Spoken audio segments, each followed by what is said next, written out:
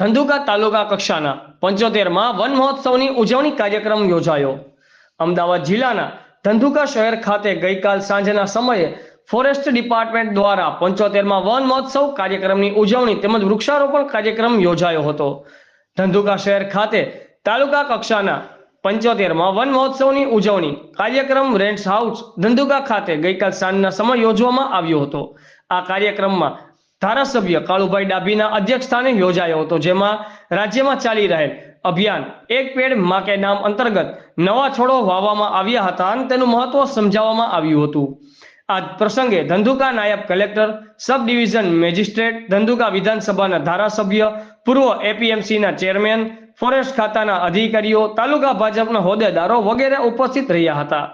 Reporter Sanjaybhai Jhala, Azad media live, Dhandhuka.